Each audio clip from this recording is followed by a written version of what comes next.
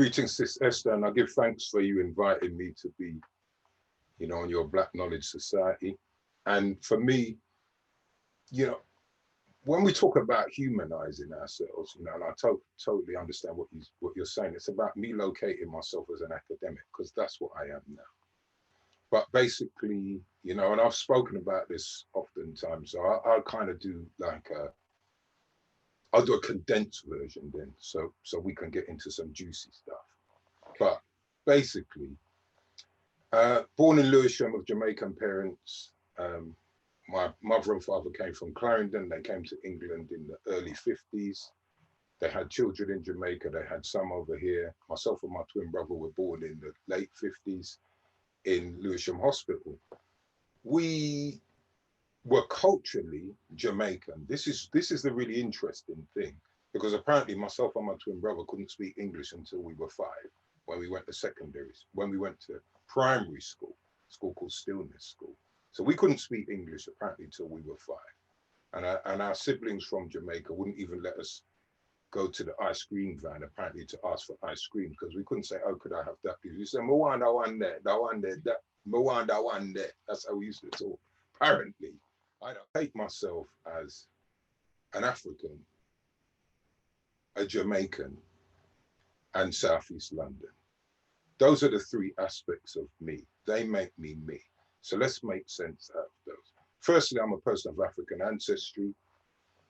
I've written about how them carry beyond, I got that out of reggae music. They carried us beyond the shores of Africa. We end up in the Caribbean, and then we end up being invited here, which is why I end up manifesting here. So I know I'm an African. I'm culturally Jamaican. Most of my socialization, acculturation, education was from Jamaicans, the people who were my family in the first instance, and then from the wider African Caribbean community. So I've got a very, what should I say, profound love and association with all things African and all things Caribbean in the first instance.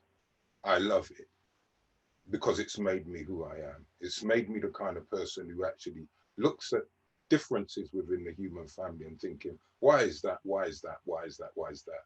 Because one of the things that I often say is, because of how my parents were, and the fact that because this place was so racist, they bought a house in 1953, I think it was, or 54.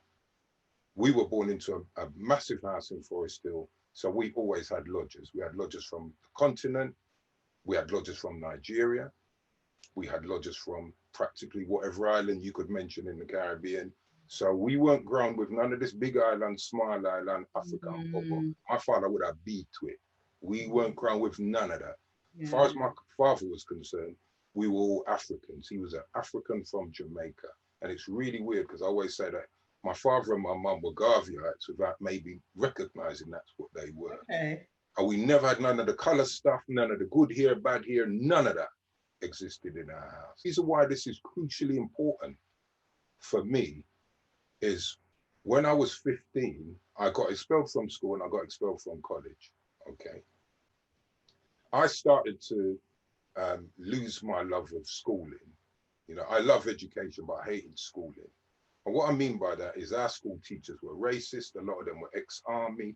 If you speak to a lot of the people of my generation, and even the people a bit older than me, our schools were very militarized, because a lot of the people were ex-army. I don't know whether they were qualified to be teachers or not.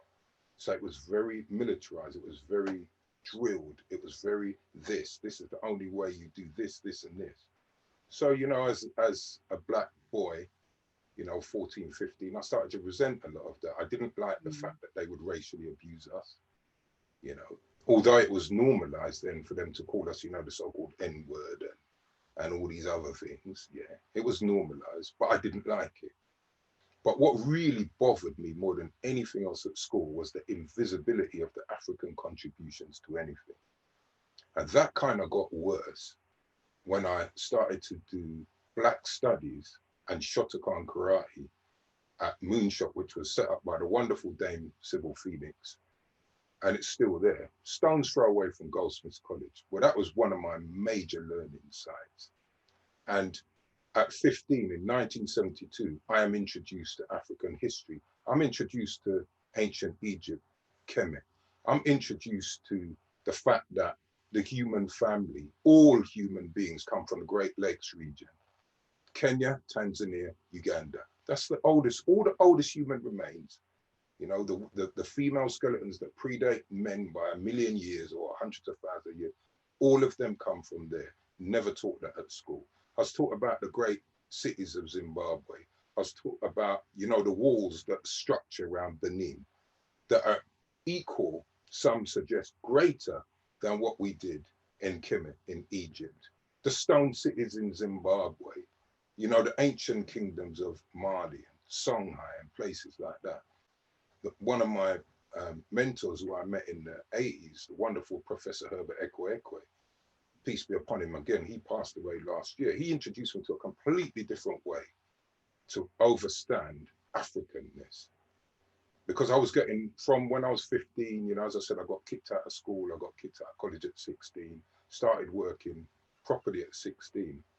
But I was always into education, I was always into literature. So I would always buy books, blah, blah, blah. Then I became a father, age 17, you know, all kinds of drama there's you know, people can read about that. But at the end of the day, these are the things that made me the person I am today. Because what people think is, it's really interesting the way people see me in academia. Because some people think I went from school to college to get a PhD or degree or whatever. But I had a 20-year absence.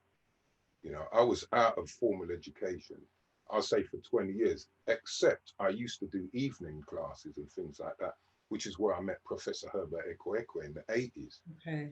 And so what I would do is, I'm a qualified plumbing and heating engineer. I'm also a qualified industrial pipe fitter, all those big pipes you see going around factories. I mean, I had children. My mother's attitude was, you know, if you have 5, you give them 20 pence each. If you have a favorite, don't make them know. My father's attitude was, go up and support them. And that was it. It's unequivocal. Do you understand me? So yeah. I always had that kind of thing. And for me, these are the things that make me the kind of person I am. You know, I returned to formal education in my 30s. People used to say to me, "Why you got a degree?" Or, "Wow, you must have loads of O levels and A levels." I said to them, I had one O level that I actually paid for when I was 16 to prove to a teacher I could pass one. And when I showed it to him, he kind of went, and walked off. And that was the last time I ever did anything for someone else's benefit. I measure myself against myself. What I do is for me, and hopefully I am because we are, therefore I am, the Ubuntu spirit. What I do manifests and hopefully will assist my community, especially as members of the African branch of the human family, because our situation is dread. So that's kind of like an insight into me, I think. I hope.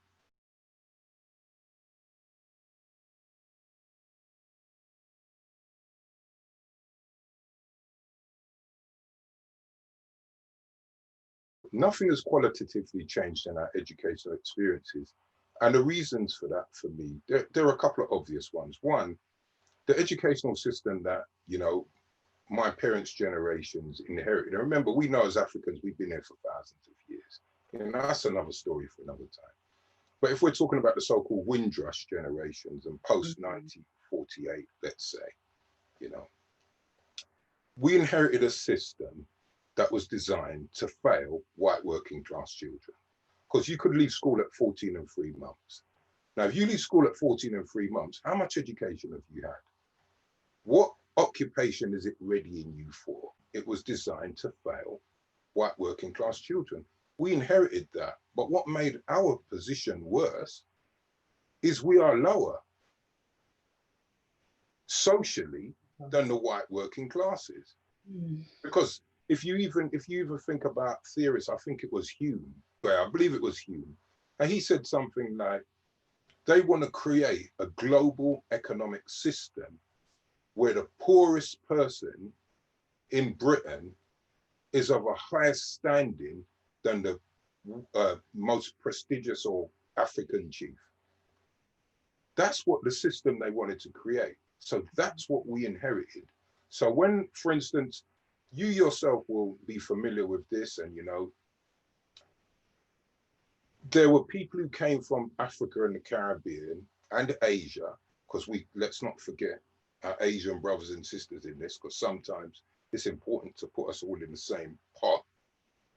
And in the context of our educations, it didn't matter what we came here with. We were lower than the white working class. That's how we were structurally placed. So then why are we so surprised when people say, Black children, 9 times more likely to be this, 9 times more, blah, blah, blah. Because it's systemic, it's structural, and the changes have not been systemic or structural. The changes are generally symbolic.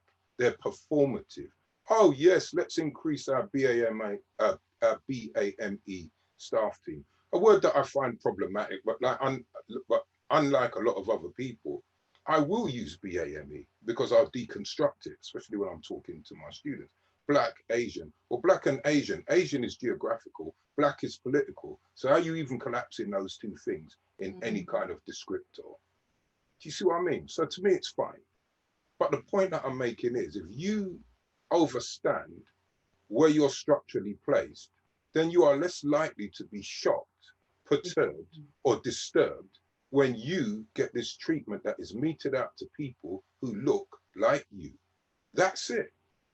So, you know, when they talk about decolonizing the curriculum, we're in England, and as Mutabaruka said, you know, years ago, we don't want to stay in a white man country too long. Well, we stayed a long time, a lot of us. But for me, the real rationale there is, this is a white country. So if they put white people first, for me, it's not a problem. In the sense of, that's generally what human beings do. The point that I'm making is, because they invited us to come here, and always say to live in the womb of a scornful mother country, certain things should have been put in place to say, okay, these were our former colonial subjects. Let's just introduce some of the histories as to what they were before we colonized them, before we turned them into chattel slaves. That's what the problem is. So when you hear people talking about decolonizing curriculum, and the first thing a lot of white scholars will do, and for me, this is either because they're ignorant or they're cowards. It's just as simple as that. There's no gray areas for me. Either they're ignorant or they're cowards. And if they're ignorant, well, ignorancy is not bliss. To me, it's a situation that can be overcome with knowledge. But if they're cowards, it's because they are afraid of the white privilege, the white inequitable situations that they find themselves in, and it maintains who they are and the status quo. So to me, they're different conversations. Because, so what they will do is, if they're ignorant or if they're cowards, what they will generally do is they'll say things like, well, you want to get rid of all the great white philosophers or the great whatever it is, or the Enlightenment and blah. And I say to them, no, that's not what I want you to do. All I want you to do is, if you're teaching about industrialization, teach about the people who, along Marx's classifications of social classes, we weren't proletariat, we weren't working class, we were part of the forces of production, like a horse, a donkey, a windmill, or a mule, or the wind. So let's teach it in that context, so people will get to really appreciate why does society look at these people in this way now, 200 years after so-called abolition, 200 and whatever years. Because to me, those are the conversations we need to have. You know, when I first started my degree, when I was doing an access in social anthropology at Goldsmiths College, so 93 to 94. So I was what, 36 years old. Now remember, this is just Les, plumbing and heating engineer. So this is what this dude thought was sitting in front of him. Yeah, I believe on the access course, I think I was the only black student in there. I don't remember another black student being in there. Maybe there were about 20 of us or 15 of us, yeah. And I fell out with one of the tutors. We had 2 tutors. It was a Tuesday and a Thursday, okay? We had 2 tutors. One of them was a German guy. And in class, he would come out with sometimes the most outrageous things when he was talking about race. But that wasn't the bad bit. The bad bit was the ordinary white students in there. Like, I remember there was a white girl in there, was probably, I don't know, in her 20s or whatever at the time. And we were talking about chattel enslavement. And there's a book written by a guy called Eric Wolf called Europe and the People Without History. And we were reading that book. And there was something they were talking about, and I kind of took exception to it. But the thing is with me, I don't just take exception. I say to them, do you know what? I can bring the reference in next time. So I don't just say off my head, Les Gassin. Yeah. So they said something, I said something about this. And this is this white girl. Oh, you're always bringing race into everything. Get the little niggers on the boat. And he never pulled her up. This is 1993 to 1994. And he didn't pull her up. And I remember I said to the whole of them in that class, I said to her, you see, I said to her, if you spoke to me like that in the street, you might get a slap. Because too many white people have called me that throughout my whole life, and that's how I react. But I said, in the context of in here, he, the lecturer, and I called him by his name, should be dealing with that. He never saw anything wrong with it. So basically, at first I was condemning him, and then afterwards, when I reflected on it, I thought he probably only knows what's in this book. Do you see what I'm saying? The other things that we have been through as peoples of African ancestry, he wouldn't even know what that was. Because sometimes teachers are victims of their own education, especially if they're not divergent in their thinking. And the point that you raised, you know, before about let's not restrict it to the educational arena, is bang on the money. Because oftentimes it's how we're socialized within the broader social environment. When I was at Goldsmiths, if I had 20 lecturers, 14 of them were superb. And not many students can say that. And one of them, I remember one of our lecturers was a guy called Michael Keith, and he wrote, Professor Michael Keith, I think he's Oxbridge now. He wrote a paper called Angry Writing. And in that paper, what he basically did was he looked at how we can write people into reality as academics. There's a guy called Peter Rigby who wrote a book called African Images. So if you want an anthropological take, it's in African Images. The sociological one is in Angry Writing. Well, sort of sociological. But one of the things what Michael Keith says in this book, or this article, is he basically says, you know, and I'm paraphrasing him probably wrong or badly, but he basically says, there's a community out there, the Black community. These are these experts who go in there and study them. Then they come back with their objectivity. However, whatever they present in the public arena becomes the truth those people are reduced to and measured by. But he said the most pernicious aspect of it is institutionalized seals of approval. And you see, to me, the really interesting point is, and this again comes back to when I said a lot of academics are fragile. If you challenge them by suggesting to them, look, here's blah, blah, blah, who suggested this. You know, I remember when I was at Goldsmiths, loads of interesting things happened to me as an undergraduate. I remember I said I was 36 when I started. And I remember one of my tutors was like Mr. Foucault. The tutor, and he used to, you know, when you talk about smoke and mirrors and how devious people can be, there was myself and this white girl who was one of the students. And we would always get A's. So me and her, we were kind of like the top in his seminars, his tutorials. But he would give me A- and give her A+. And he would always do it. So I remember one day I looked at my essay, because remember we used to have to type the essays and give them. Yeah. They put their comments on and you see the mark. And I remember I was in second year, which is level 5 now. And I remember in a seminar, I said to him, oh, blah, blah. I don't want to call his name and give him no props. I just went, oh, blah, blah. Why have you given me A-, but you always give in, let's say her name was Brenda, A+. I said, what's the difference between an A- and an A+? And he was like, well, he couldn't answer. He couldn't answer. Because I used to read her essays and she used to read mine, and oftentimes she would say, Jesus, I think yours is much better than mine. Yeah. But that's what he used to do. It's that little psychology thing going on. But when I presented the essay on Foucault, his face, because what we used to do is we'd present the essays to them and they'd have a quick scan. Even when I was teaching, I used to do it. My students would give me the essay and I'd have a quick scan, you know, just to make sure it makes some kind of, and he looked at it and he was looking and he read this bit and his face, you know, he's white. He started to go whiter. And then when he marked it, he gave it back to me, probably A- or B+ or something. I don't remember what he gave me.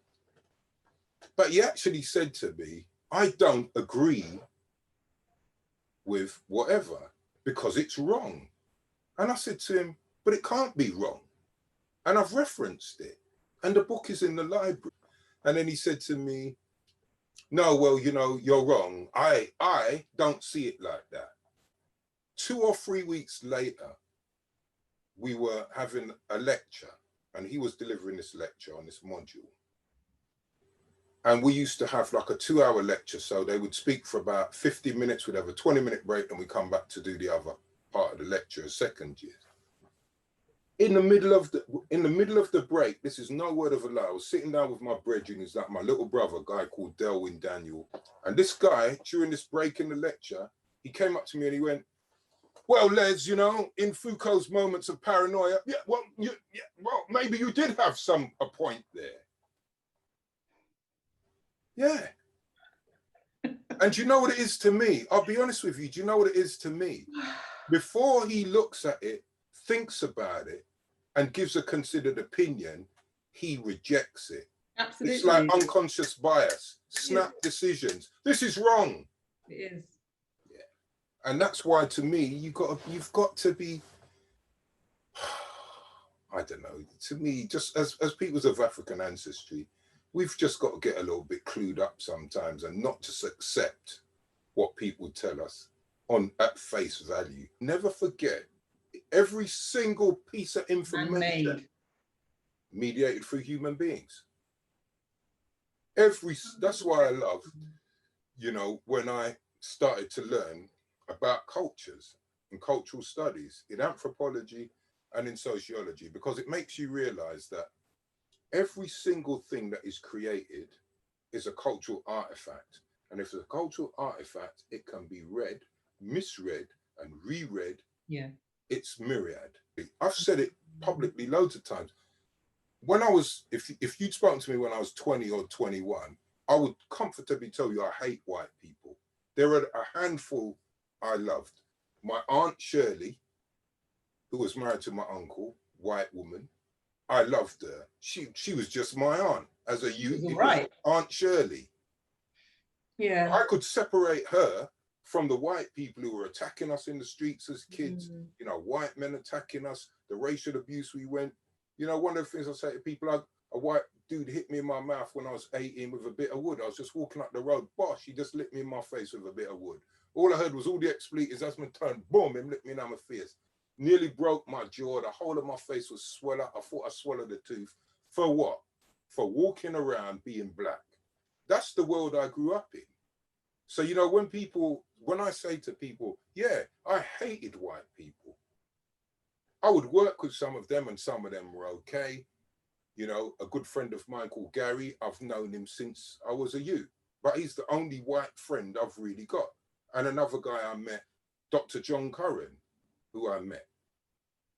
And other than that, it's people that I've met in my later life, like Les Back and other people like that, who to me, they're like my brothers. Yeah. But when I was a youth, I never gave them that license because that's not the treatment I received. And I'm not going to be one of these people who's going to pretend it was all lovely and rosy when I was a child, because it certainly wasn't. People oftentimes, especially to your generations, they dress it up and, oh, it wasn't that bad. And yeah. It was terrible. It was terrorism.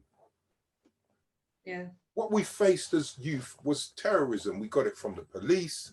You know, in that Mangrove 9 program that came out the other day, Loads of people have been contacting me and I'm saying to them, I loved it because it was accurate, but they didn't ever use the word nigger. The police wouldn't have said black. They hardly ever used the word black. They might have used black bastard, but usually it was the so-called N-word. And other things like Sambo, Coo, Jungle Bunny, Jungle Jumper, Spear Chucker, you know, Vine Swinger, Monkey Shagger. You know, that's the kind of stuff that they would say to us on a regular basis. So to me, you know, one of the things I have to say is I give thanks for what you're doing, because people need to know that, one, we need to have these intergenerational conversations and they need to be open and they need to be honest. Many people may be perturbed or put out by what we discuss, but to me, that's their business.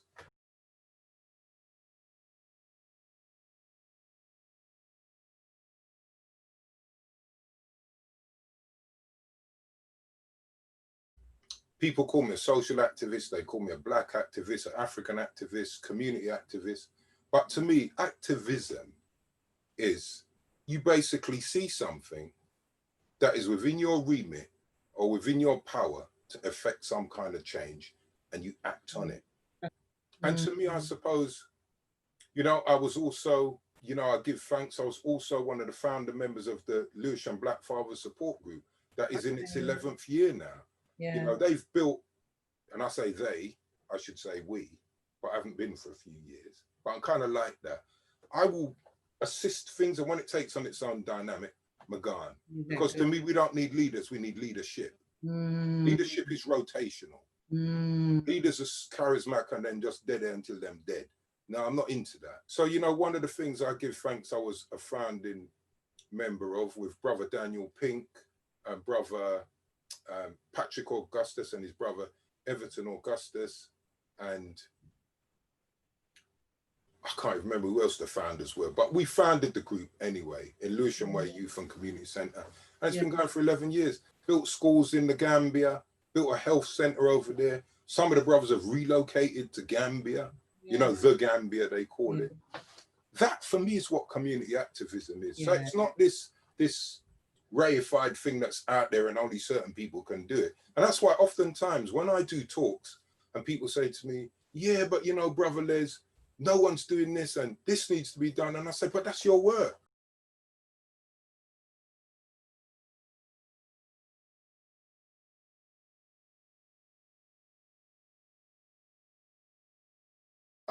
I would rather have no representation than misrepresentation.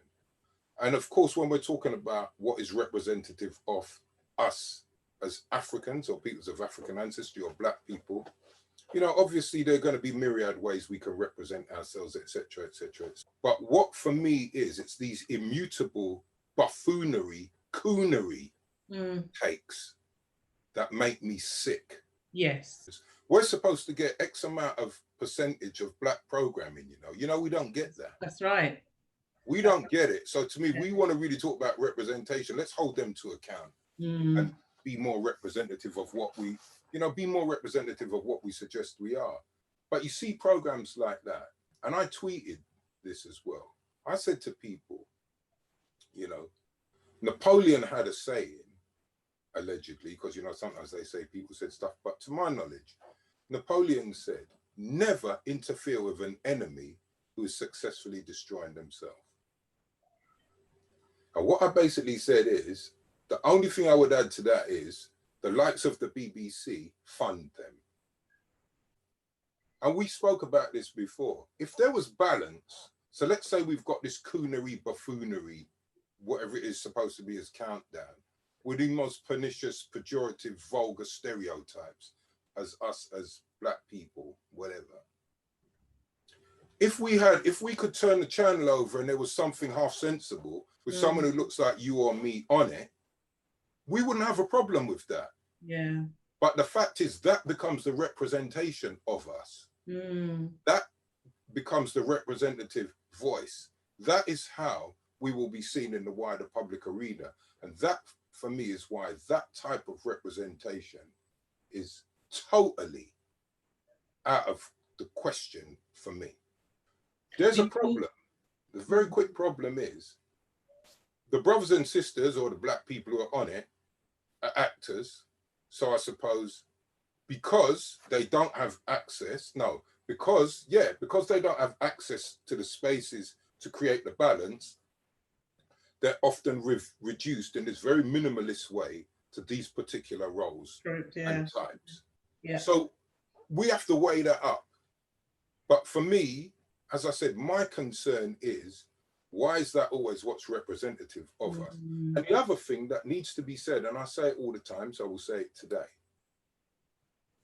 You know, I love brother David Olusoga, Prof. David Olusoga. Afua Hirsch, I met her a few times. I rate her. I love Akala. He's like my little brother. But why is it that a particular type of black represents all blacks? And I know if you speak to brother David Olusoga and you speak to brother Akala, they will say exactly the same thing. Yeah. And they are caught up in that bind because they know that if they don't do it, we're not going to get the alternative, positive representation. So they're caught in a double bind there. Yeah.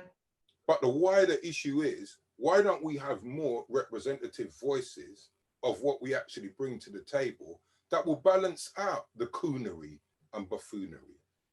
So as I said, no representation is better than misrepresentation in my book. To me, one of the things about, let's say, that the black community are presented in a particular way in the mainstream media, which we know. So we're generally not cerebral, because white is cerebral, black is physical. Okay.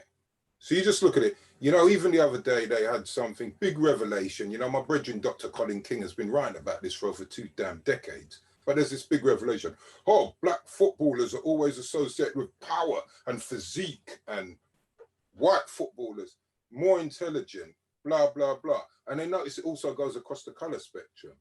So the lighter skinned black footballers will be the ones who are supposedly more cerebral. And the darker ones, it's always that animalistic or powerful one. Right. But to me, you cannot separate that from the way how we have been trained and educated into the ideas that white is cerebral and black is physical. So look at the representations. Look at what you see on TV. Because this is what I often say to anyone I'm reasoning with, and in particular when I'm teaching my students, I say to them, name me one program on TV now that is fronted by a black intellectual. Name me one, male or female. Just tell me. Mainstream TV we're talking about, not cable networks, mainstream TV. Name me one. I can't. Can you think of one? That is actually hosted and fronted by a black, and when I say intellectual, I'm not talking about PhD. I'm talking about somebody who can intellectualize, who can present themselves in a particular way and hold their own. There isn't one. They're peripheral. They'll read the news, or they'll do this, or they'll do that. And then these racist, myopic, narrow-minded, inane, moronic white people will say, yeah, everywhere's blacks, there's blacks everywhere, I'm trying to tell everywhere's blacks, without actually looking at it. Because what they do is they confuse a representation of black with what we were talking about, BAME. So they'll say, we've got our BAME quota, but they're Asians. Just like in the Tory government, you know, you had but that's the point of it. It's a device. That is the point of it. Absolutely, of course it is. And it's divide and conquer. Yeah. And as I keep explaining to people, it's like the black woman who was in Parliament the other day saying if you teach white privilege, it's against the law. But what I'm basically saying is she can get away with that because it's single issued. It's a single focus. Yeah. It's myopic. You know, it represents her. But what I'm basically saying is, does it represent the community she looks like? And what I basically said to people was, you know, I think what I should do is I should actually become a paid advisor for a lot of black people who are in the wider public arena. Because you see Dawn Butler, and I've got a lot of love and respect for Sister Dawn Butler. and I've met her a few times, and to me, she's cool. I like her. Yeah. But I would have said to her, don't argue with this woman about white privilege. Ask her one question. Where is the person who looks like her in the senior cabinet? Because there's not one black person in Boris Johnson's senior cabinet. And that's why that Matt Hancock, or was it Matt Hancock or the other one? I think it's Matt Hancock. Oh, that resigned. The one when he was on, when Sophie Ridge on Sky News said to him, how many black people are there? Well, you know, well, yes, you know. Diversity of thought. Diversity of thought. Do you see what I'm saying? But this is where the real problem lies. Yeah. And that's where the smoke and mirrors comes in, because this Kemi Badenoch, it's smoke and mirrors. And to me, she's either so grossly deluded in what she believes about what white privilege is, that she cannot actually see how it manifests within her own political party. Because if it wasn't based on white privilege, where are the people who look like her in there? And my old mentor, who I said passed away last year, Professor Herbert Ekwe, he put out a book, article in 1994. He used to run something called the International Institute of African Research. And my first publication was in one of those journals. It was a journal. And he would get African-American scholars, scholars from the continent, scholars from the Caribbean, whatever. And one of the things that he wrote in there was he wrote a critique of what black represents in 1994. Okay. And he said something like, some would say courageously, others opportunistically, until some Asians stopped using the term black for their own whatever it was reasons, because people realized that black basically had no discernible qualities. Anyone who was oppressed could be black. And that is one of the reasons why, remember I said to you, we spell black, B-L-A-K. Yeah. Because in the late 80s, if you were Irish and you were oppressed, you were black. If you were Asian and you were oppressed, you were black. If you were whatever and oppressed, you were black. It was a catch-all for all of the... It was a catch-all for everybody. Yeah. But as peoples of African ancestry, we are the only people historically who have ever been reduced to 3/5 of a human being, to a mathematical equation. That's right. As Orlando Patterson said, you know, in his books like The Sociology of Slavery or whatever it is, his other books, he basically said, we're the only members of the human family who face that unique form of enslavement where even if we bought our freedom, let's say in the context of the United States, we could buy our freedom in this state and go to that one and be enslaved because they don't recognize it. Yeah. We're the only members of the human family who were reduced to articles of commerce. We're the only members of the human family who were traded in that way with cattle, for molasses, for sugar. We're the only members of the human family where if the slave master said to us, or the chattel slave master said to us, you have to go and breed that woman over there, but it's my sister, well, you breed her or you die, or that's your mother, you have to go and breed her. You never had no choices. I actually think it's a miracle. And, you know, the wonderful sister, Dr. Joy DeGruy. Oh gosh, the post-traumatic slave syndrome. You know, she encapsulated it when she basically said, it's a miracle that we actually function the way we do as Africans, based on the fact that not only do we suffer from this post-traumatic slave syndrome, to me, we still are subjected to continued trauma.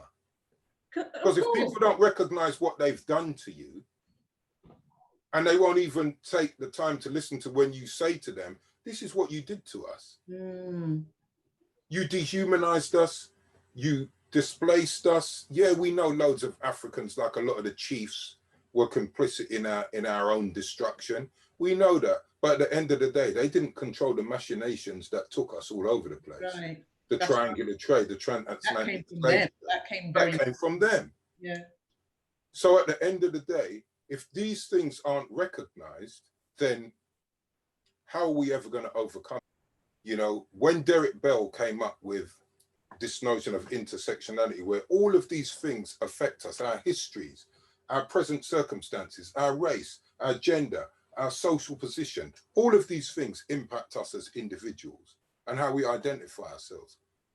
But Neely Fuller Jr., to me, he was, you know, the person who, well, he inspired Francis Cress Welsing to do the ISIS papers. But when Neely Fuller Jr. wrote in his book, which has got one long name, it's got conceptualization in it, that's the only bit I remember.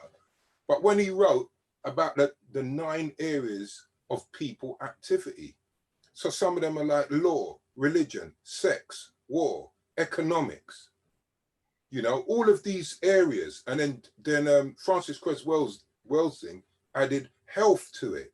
So there are 10 areas of people activity that, whether we like it or not, they impact us on this journey through life.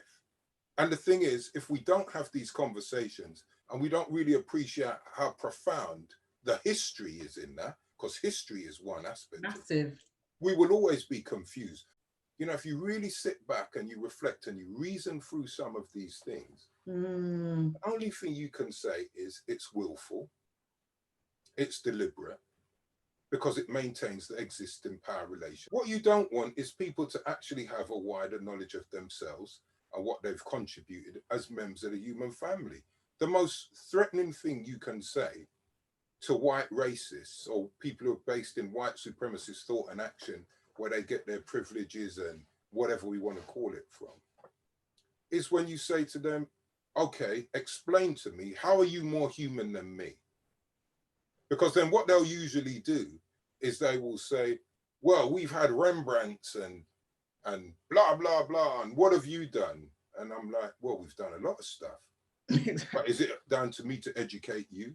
Or is the conversation more about how you've been educated into believing that the only people who have ever done anything of note in the history of humankind are white people? Yeah. I've said this to colleagues, you know, who, let's say I assumed that they knew better. And then I might reason with them and explain something to them.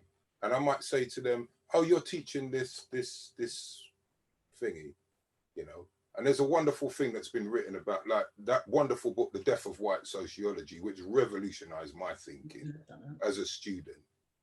Because what they basically did was they looked at what white sociology was and they started to deconstruct it and showed you basically how racist it was. Yeah. You know, Renato Rosaldo talks about that in the remaking of Social Analysis, Culture and Truth. And he's an anthropologist, so he looks at it from an anthropological perspective. Yeah. But what they're basically doing is they're looking at these bodies of knowledge, these paradigms, and they're basically saying, why are these things so anchored? Why are they not paradigmatic shifts? Because they always tell us, oh, there's a paradigmatic shift, but not in their thinking. Their thinking is entrenched, a lot of them. And the reason is because they know that if they start to actually think about how they were educated and who they were educated by, it all falls out. Their little house of cards is going to fall down. Exactly. Because the things that give them their privilege is the fact that they are so superior intellectually to everybody else. Yeah. This is what, you know, one of the things I would say, very easy way to deal with this, you know. The way we're taught in this society, the way we're socialized in Britain, not even in Britain, in the whole damn world, is if you hear somebody with a posh accent, you naturally assume they're intelligent. I wrote a chapter in a book. It was called, it was edited by Prof. Jean Besson from Goldsmiths, one of my old tutors, and Prof. Karen Fogg Olvig, I think her name was. It was called Caribbean Narratives of Belonging. And I wrote a paper, I wrote a chapter in there called Projecting the Natural. What was it? Projecting the Natural, something like the English language and national citizenship or national belonging. And what I basically did, the reason why I wrote that chapter was because, and I got this out of Prof. Paul Gilroy's book, Ain't No Black in the Union Jack. There's a quote in there from James Baldwin. And James Baldwin says something like, for a black writer to be born into the English language, you need to understand that the assumptions that underpin that language are your enemy. And so some of the examples I gave in there were, if you speak to Rasta, like first time Rasta, like when I was a youth, and I might say to them, yeah, they say, where you going, Les? And I say, I'm going to the library. Them say, no, you're going where the lie them bury. So you have to go dig out the truth. And I wrote about these things in there because Rastas, from when I was a youth, they told it, it's not education, it's head decay, and sometimes you have to shun it. Head decay, shun. What I'm basically saying is, if you don't understand what Rastafari does with language, you just say, oh, some little ganja smoking illiterate, them now have no sense. Yeah. Because you don't take the time to realize the poignant and profound critiques they're giving you of Western rationality, supposedly Western knowledges, plural, and the whole of that. Remember, one of the things what Karl Marx said, you know, religion is the opiate of the masses. I don't know if you've heard this, but people have said it to me loads of times. From I got a PhD, they stopped. But when I was just Leslie Lyrics and I used to reason with people, no, not just, but when I was Leslie Lyrics and I used to reason with people, you know what they used to say to me?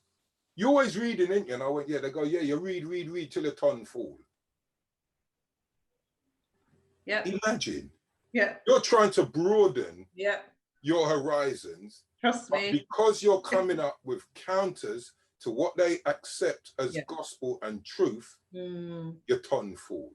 And to me, these are some of the shackles that we've got to unshackle from our minds. We've got to just look at these things and we've just got to think, you know, I've said it to my children, I've said it to everybody who I know probably from in my teens. I've said to them, question everything. You know, one of the good things about, I suppose, to sum all this up, because loads of people say things like, yeah, don't look back, it's so far back, you know, we've overcome that, everything's fine. Marcus Garvey, a people without knowledge of themselves is like a tree without roots. An unrooted tree will die. You know, it's like when people say, like, for instance, through the Nation of Islam, the hate that hate made. The only thing you know about yourself is you've always hated yourself because you're a chattel slave. Yeah. Why are you going to embrace that? Of course you'd want to be ashamed of that because someone has convinced you that is all you are.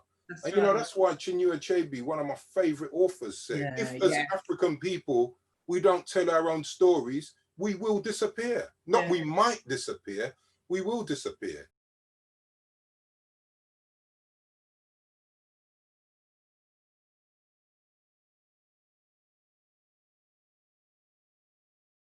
Right, so for me, why these forms of representation are all pervasive is quite simple. Because what they want you to do is they want you to embrace that aspect. It's almost like a new narrative. So everything is fine. You're represented in sports. You're represented in the media. But as I said, what type of Black representation do we get? Where is the balance? Where is the question time that is hosted by a Black person? Then where is that program? Or any of these other programs? Where are the Black anchors on BBC Breakfast, for God's sake? My mentor, Professor Herbert Ekwekwe, who for me, I'm always saying people are the cleverest people I ever met, but I think he actually was. He said one of the dangers we face are peripheral interjections. And this is what's happening with these Black faces. Black Lives Matters happens, and this happens, and blah, blah, blah. But there's a disconnect between our histories. So, for instance, when, you know, the brother George Floyd got murdered publicly by the police, because we know they do that to us and other communities all the time. But as a part of that fallout, all of a sudden it's discussed in the context of the UK. But do they talk about how many of us the police have been killing off for decades over here? No, that becomes invisible. So the new narrative is, yes, we're acting on this. Look at those dastardly folk in America. You know, we're bad, but we're not as bad as them because we don't shoot and kill you. But it's just as pernicious. And as you said before, it's what, you know, Dr. Joy DeGruy suggested. It's global. As Africans, we're interchangeable. We're absolutely, if me and you walk down the street in Chicago, we'll get the same treatment as Black people in Chicago. Yeah. If we walk down the street in China, we'll get the same treatment. Absolutely. We walk down the street in London, we'll get the same treatment. White people don't experience that. And that for me is what it is. So when we have these forms of representation, I'm very guarded. Me too. Because I'm just worried about who are they representative of?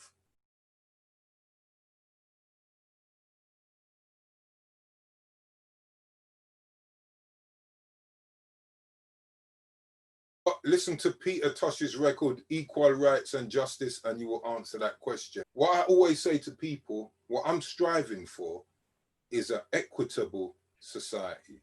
Yeah. If you have an equitable society, it really is a meritocracy, because you're judged on what you bring to the table, not on the skin you're in. So to me, that's a simple one. For me, equitable society.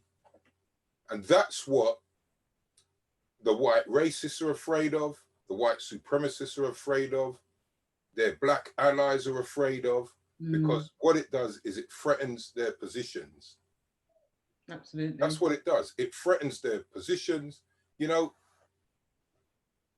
if we had an equitable society, then we would get rid of this system that we all are born into, which is inherently racist, classist, and sexist. That's where all our conversation should begin, because that's what this society is. It's inherently racist, classist, and sexist. And to me, once you understand and appreciate that, you appreciate why we do not have an equitable society. And I heard Claude Anderson, Dr. Claude Anderson, say this years ago. One of the things he basically said was, he said, there will always be poverty. The way the world is structured and organized, there will always be poverty. So maybe what we need to do as Black people is get ourselves out of it. And it sounds really selfish, but if you think about it in a logical sense, I agree. If we know the way the society is structured and organized, and we know that there will be rich and there will be poor, then one of the things what we need to do is find ways to extricate ourselves from poverty.